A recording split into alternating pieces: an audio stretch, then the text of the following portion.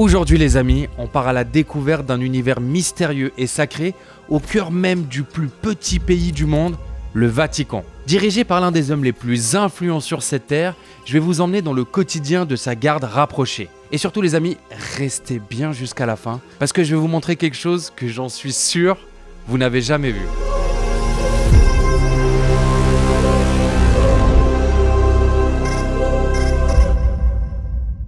Explosé. Il est 6h25 du mat et je me promène dans les rues de Rome en Italie et je viens tout juste de rentrer dans un nouveau pays. Je viens d'arriver au Vatican. Donc là j'ai rendez-vous avec Elia qui est garde suisse depuis 4 ans et je vais passer 12 jours avec lui pour voir un peu son quotidien, comment ça se passe, pourquoi ce sacrifice, et je pense qu'on va vraiment apprendre plein de trucs parce que c'est, je crois, l'un des trucs les plus opposés à moi. Je suis pas quelqu'un d'ultra religieux et tout machin, donc ça va être méga intéressant de voir le quotidien de ces jeunes. Alors aujourd'hui on compte environ 1,3 milliard de catholiques sur Terre.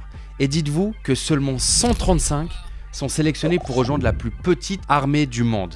Et vous allez voir, les critères sont très sélects. Elia, est-ce que tu es un homme? Oui. Tu es un homme? Oui. Oui. Oui. Est-ce que tu es suisse? Oui. Oui. Tu es entre 19 et 30 ans? Oui. Oui. Catholique? Oui. Tu as une réputation irréprochable? Oui. Est-ce que tu es diplômé? Oui. Tu mesures plus d'1m74? Oui. Actif dans l'armée? Oui. Tu as été validé par le curé de ta paroisse? Oui, et puis dédicace à lui. Et est-ce que tu es célibataire? Oui. Oui. Oui. Non. Célibataire, c'est... Ah. Donc tous ces critères font de toi potentiellement un garde suisse? Potentiellement un garde suisse, oui. Et tu l'es? Oui. T'as quel âge aujourd'hui? 25. 25 ans, et tu es garde suisse depuis? 2019, donc depuis l'âge de 21 ans. Alors je vous avoue qu'en préparant le tournage, je m'imaginais un peu débarquer dans une ambiance couvent. Je sais pas, je m'étais dit le Vatican, le pape, je voyais un truc très religieux. Mais c'est vrai que très rapidement, je me suis rendu compte que pas du tout. Parce que tu dois te lever très tôt, t'as un appel le matin, et en fait, c'était plus militaire que religieux.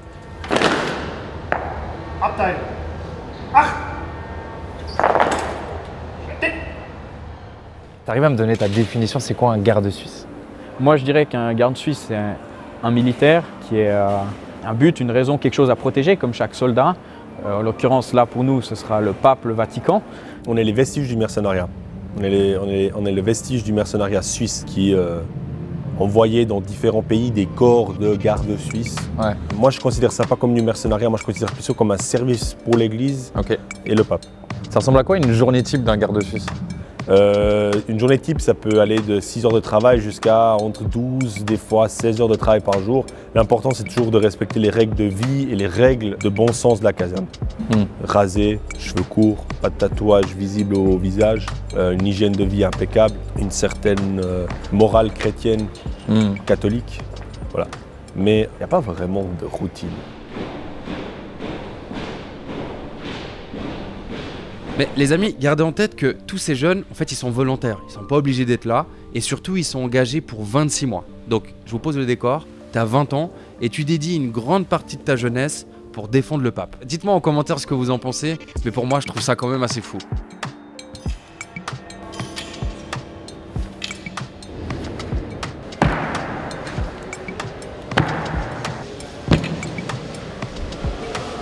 Donc là, il est parti pour combien de temps? Là, je dirais on en a pour entre 1h25 et 1h40 en fonction des musées. Ok. C'est quoi le rôle exact de la sentinelle? Là, son rôle, c'est de saluer les personnes qui passent, de différents, les prêtres et les civils, différentes personnes qui peuvent passer. Parce que bien sûr, lui, il ne peut pas parler, pas bouger. Donc, il va m'avertir pour que je puisse venir voir ce que la personne externe veut. Donc il est jamais seul? Il est jamais seul, une sentinelle n'est jamais seule. Route.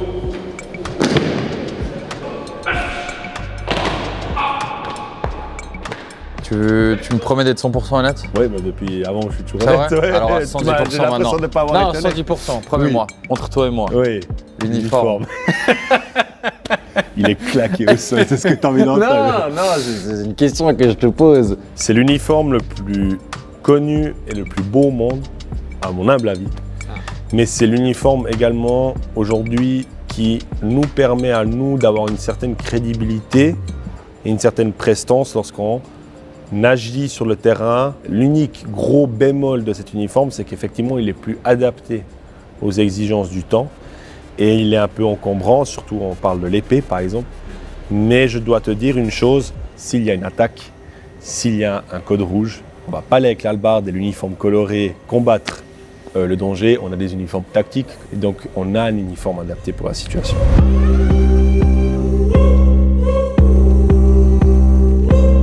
Et comme toute unité militaire, ils s'entraînent tous les jours parce qu'en fait le danger, il peut venir de n'importe où. Et donc ils passent très rapidement de leur petit uniforme à des mini James Bond. On fait de la sécurité. On représente un savoir-faire qui dure depuis 500 ans, c'est la protection du secteur.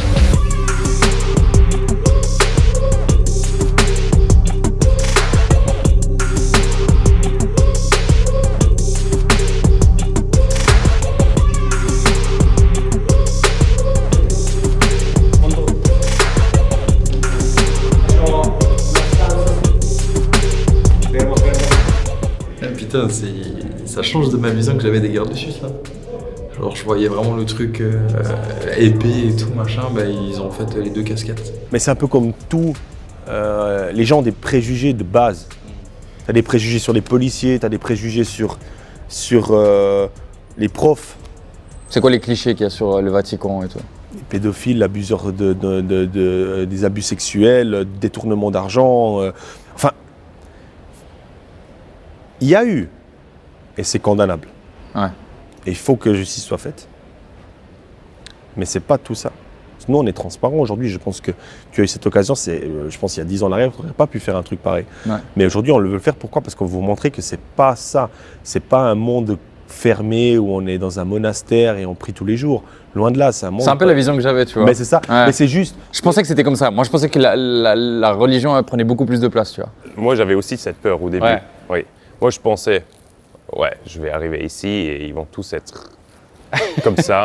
Ouais. Mais finalement, ce sont des jeunes tout normaux. Ouais. Voilà. Bonjour, bonjour. Donc ça y est, là je suis officiellement dans une chambre de la garde suisse. Du coup, c'est... Waouh! Ah mais c'est énorme! Ouais. Moi je voyais le truc... Plus militaire. Ouais, je voyais le truc plus militaire, Mais ça, plus c'est caserne, oui, avec ça, des c'est- lits superposés et C'est tout. pour les recrues. Ok. Quand tu rentres à la garde, tu as une vie un peu plus, disons, militaire, quoi. T'as des trucs qui sont en lien avec le pape là, que t'as ici? Ouais. Quand tu fais le service auprès du Saint-Père la nuit, Ouais. quand tu as un jeune, normalement c'est toujours le jeune qui fait la nuit devant la porte du Saint-Père, puisque tu te réveilles le matin, il te donne des livres qu'il a écrits lui, en main propre. Donc pendant que lui il dort, tu montes la garde. Ouais, exactement. Voilà. Tu montes la garde, ouais, juste. Et après, il t'offre des livres qu'il a écrits lui. Ah donc ça c'est un livre écrit par le pape, Ouais. offert par le pape. Offert par le pape, ouais. Mais j'ai pas fait signer parce que. Voilà. T'as pas osé? Ouais, non, j'ai pas osé. T'as pas osé. Mais j'en ai plein.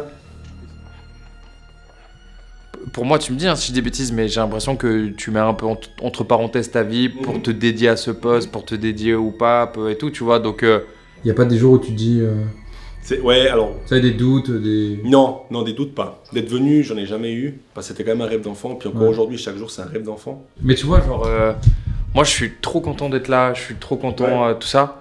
Mais je me dis, je sais pas, si j'ai 22, 23 ans, je mets des thunes de côté et je voyage. Là, est-ce que t'as l'impression de profiter de ta jeunesse? Pas dans cette mentalité comme tu as dit, toi. Hmm. Non. Dans la tête, je me dis, ok, maintenant, je l'ai fait parce qu'il y a une cause beaucoup plus noble.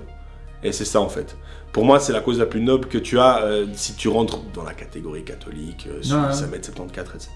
C'est la cause la plus noble que tu pourrais faire, en fait. En vrai, je le comprends, tu vois. Mais c'est plus ce truc de pourquoi maintenant, tu vois. Pourquoi t'as 20 piges, pourquoi tu t'infliges ça, tu vois. En fait, c'est ça que j'ai envie de te demander. Ouais, mes potes à Bienne, ils disent tous la même chose. Au début, ils ont dit c'est quoi cet uniforme de clown, quoi. Mais tu connais, mais c'est des mecs. Je les adore. C'est ma famille aussi, hein. Ouais. Mais ils sont ultra fiers. Je vois aussi avec mes potes d'autres confessions. Ouais. Moi, j'ai un meilleur pote qui est musulman. Et franchement, il a grave le respect pour ce que je fais. Ok. Il est méga intéressé aussi. Franchement, c'est un bon pote à moi. On a grandi depuis tout petit. Et lui, il est à fond derrière, quoi. Moi, pour ça, je trouve ça ouf que tu parles avec le pape, tu vois. Genre que le pape, genre tu le croises le matin, le soir. Déjà, moi, je pense déjà au fait qu'on est 135 hommes qui avons la possibilité chaque matin, une personne des 135 de dire le bonjour. La première personne qui dit bonjour au pape, c'est un Suisse. Puis avant d'aller dormir, c'est un Suisse qui donne le bonne nuit. Et puis des fois, moi je réalise ça, que des fois je lui donnais, des fois j'étais le dernier à dire bonne nuit au pape. Puis j'ai purée, on est 1,5 milliard de catholiques. Tu sais le nombre de gens qui rêveraient de dire bonne nuit et bonjour le matin au pape. Puis après moi je me dis toujours, il voit tellement de monde, puis il arrive encore à se rappeler de qui est devant sa porte tous les matins. Après moi j'ai un prénom biblique, donc je pense que ça fonctionne. Ouais, bah il connaît. Voilà, il me connaît, oui. Il fait le gars. Le pape, il le connaît. Il m'a raconté plein de private jokes. On vous mettra dans la vidéo, mais le pape le connaît. Bon, les amis, j'ai sorti le costard. Aujourd'hui, c'est l'audience générale. C'est chaque mercredi, le pape, il prend la parole à la place Saint-Pierre où il va y avoir beaucoup de monde. Là, ils sont en train d'effectuer le contrôle pour s'assurer que tout soit bien, tout soit carré. Parce que du coup, c'est une sortie publique du pape. Donc, il faut que tout soit parfait.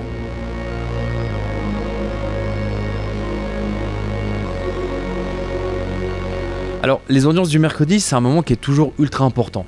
Déjà de 1, parce que les fidèles peuvent voir le pape de près, ils peuvent l'écouter, recevoir sa bénédiction. Mais en même temps, c'est aussi un moment où il est en public. Donc forcément, c'est beaucoup plus dangereux. Donc les gardes suisses travaillent toujours en collaboration avec la gendarmerie du Vatican. Ils sont positionnés à des endroits clés et surtout autour de la fameuse Papa Mobile. Et c'est vrai que de voir ces milliers de personnes, ça m'a fait comprendre un peu plus pourquoi il y avait cette garde du Vatican. Pourquoi il y avait une armée qui était dédiée à cet homme, le pape. Il est ultra influent, il est ultra suivi. Donc en fait, il faut le protéger en permanence.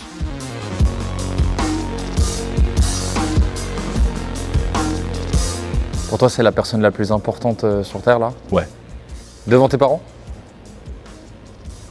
Non, quand même pas. Non, ma grand-mère. Numéro 1? Numéro 2? Mes parents. Et puis après, il y a le pape.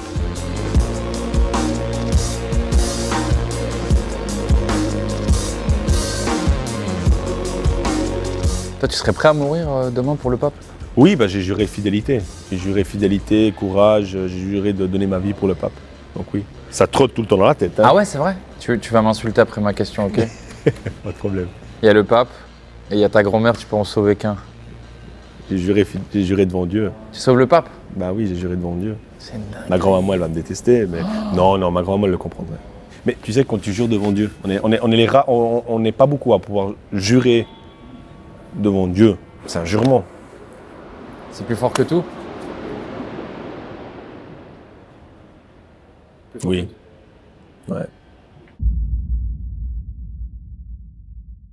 Les amis, on arrive à mon moment préféré de l'épisode. Vous avez vu, les gardes suisses, c'est des jeunes un peu comme vous et moi, et forcément, ils ont droit à leur temps libre. Et j'ai découvert que pendant leur temps libre, les gardes suisses participaient au championnat de foot du Vatican. Oui, vous rêvez pas, le Vatican a son propre championnat de foot, sauf que là, dans le championnat, les équipes, c'est les gardes suisses contre la gendarmerie, contre les gars du musée, contre les gars qui travaillent à la poste, etc. etc. Mais il y a des supporters et tout? Ouais. Ah ouais? Et il y a des arbitres officiels et tout? Ouais. Et là, ce soir, il y a match alors? Et c'est quoi ton pronostic pour ce soir? Aïe aïe aïe. Ah, je pense que c'est un beau 2-0 pour nous. Pronostic 2-0. Moi, je pense que vous allez perdre 3-1.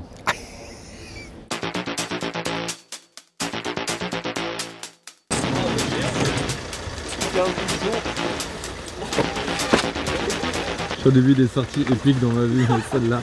Le FC, c'est quoi le nom de l'équipe? FC Guardia. FC Guardia. Ouais. Vous avez des maillots et tout? Ouais, tu verras. Et vous êtes genre béni par le pape avant d'aller jouer et tout? Il a la honte. Pourquoi? Vous êtes pas bon? Tu te fais bénir, puis tu te fais taper 9-0 et tu te poses des questions après derrière. Ce soir, les gardes suisses vont affronter l'armée américaine, rien que ça. Parce qu'ils étaient en visite au Vatican le même jour. Et en fait, chaque année, ils font un espèce de petit tournoi. Et le vainqueur gagne même une coupe.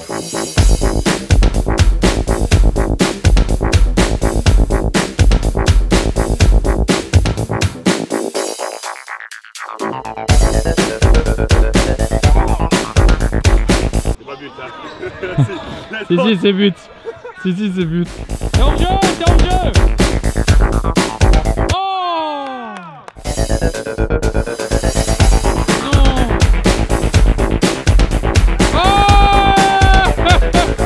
Fin du match, score final 3-3. Mais bon, faut bien savoir qui va gagner cette coupe, donc ils décident d'aller au penalty. Je vous la fais rapide, chaque équipe marque les unes après les autres et arrive le moment du penalty décisif. Si l'Américain marque, le match continue et si Elia arrête le penalty, le FC Guardia remporte la coupe. Et là, je sais pas si c'est parce qu'on est au Vatican, mais Elia rentre dans l'histoire.